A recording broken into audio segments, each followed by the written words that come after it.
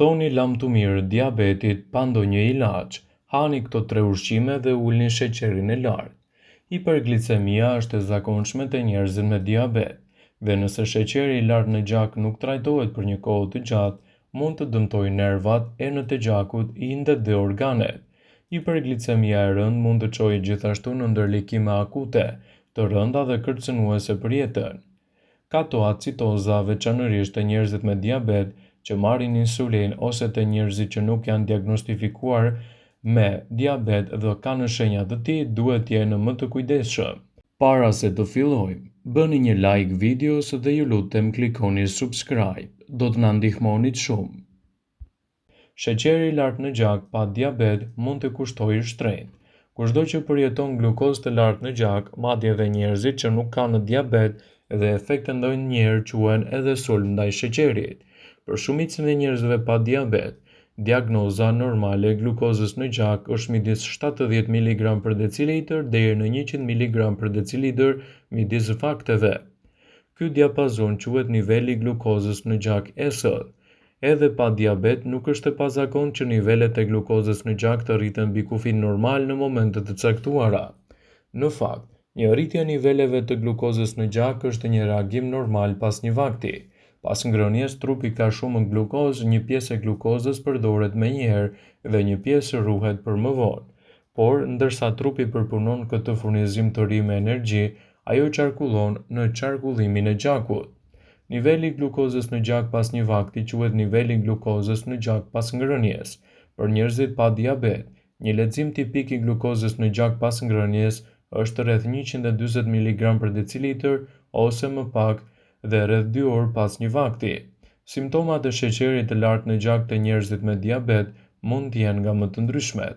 Simptomat e hershme të hiperglicemisë janë etje e shtuar ose uri e shtuar, urinimi i shpeshtë, dhimbje koke, shikimi turbull. Simptomat e hiperglicemisë afatgjatë sipas ekspertëve janë lodhje, humbje peshe, infeksione, sidomos edhe ato të lëkurës, shërimi i plagëve dhe prerjeve të ngadalta. Simptomat e sheqerit të lartë të gjakut te njerëzit që nuk kanë diabet nuk duhet të neglizhohen. Mund të vini re gjithashtu një rritje të energjisë ose vigjilencës, por kjo ndonjëherë është të jetë shkurtër. Por sipas ekspertëve, për të mbajtur konstant nivelet e luhatjeve të sheqerit në gjak, edhe pa përdorur medikamente, mund të përmirësoni dietën tuaj. Duke u kujdesur më shumë për atë që shtoni në dietën tuaj, do ta keni më të lehtë edhe të mbani nën kontroll luhatjet e sheqerit, si thon Healthy Side. Ushqimet që hani luajnë një rol të madh në mbajtjen e niveleve të sheqerit në gjak të qëndrueshëm. Opsionet që kanë pak karbohidrate ose shumë fiber, proteinë dhe yndyrna të shëndetshme mund të ndihmojnë në uljen e nivelit të sheqerit në gjak dhe në kontrollin e oreksit. Shtimi i ushqimeve si qiqërat, manaferat, farat chia, mollët dhe vezët e zira mund të jenë të dobishme në nivelet e sheqerit në gjak.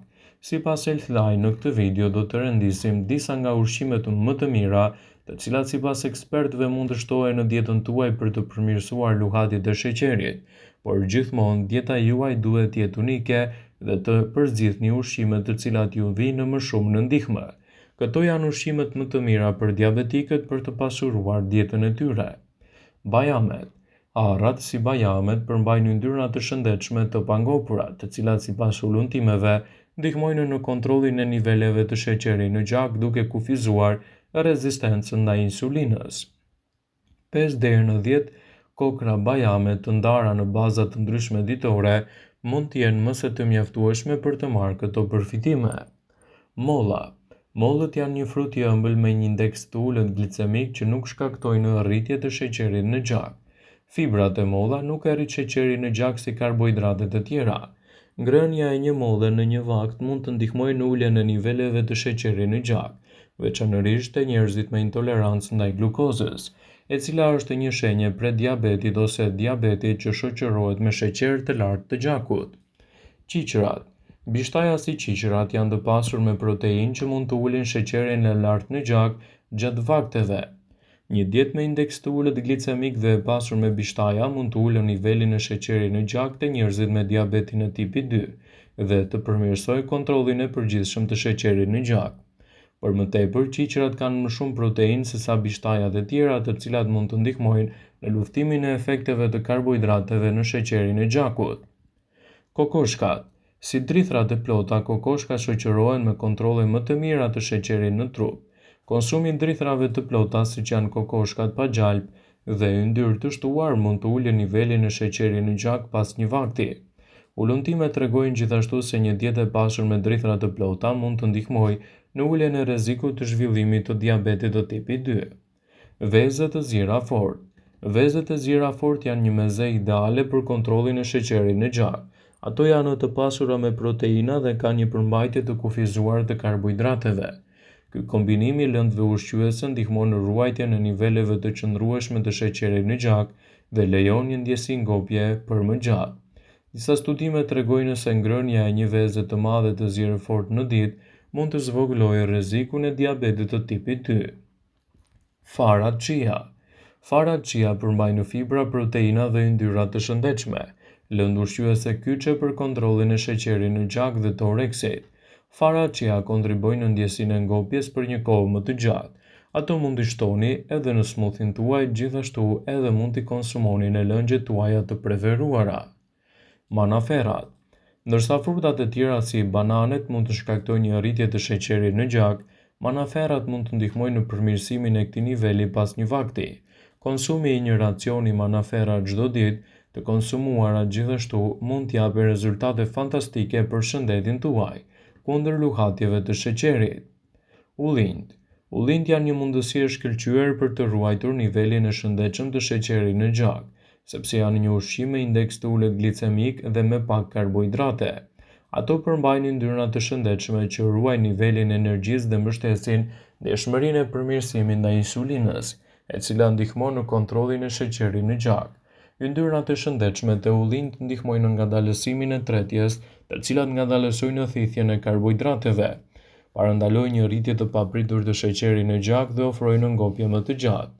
Kosi i përgatitur në shtëpi pa yndyrë. Kosi njihet si një burim i pasur i proteinave. Zgjedhje me pak yndyrë me pak sheqer të shtuar mund të jenë ushqime ideale për uljen e niveleve, por duhet të mos i shtoni as pak sheqer. Për të parandaluar rritjen e sheqerit në gjak, kombinoni proteina si vezët, mishi, peshku ose kosi në ushqimet që përmbajnë yndyrës dhe fibër, si zarzavatet me gjethe, avokadot, arrat, farat, bishtajat dhe manaferat. Kombinimi i një diete të rregullt mund të jetë gjithashtu alternativa më e mirë kundër luhatjeve të sheqerit. Perimet pa nisë shtë. Mbusheni pjatën tuaj me perime pa nisë shtë.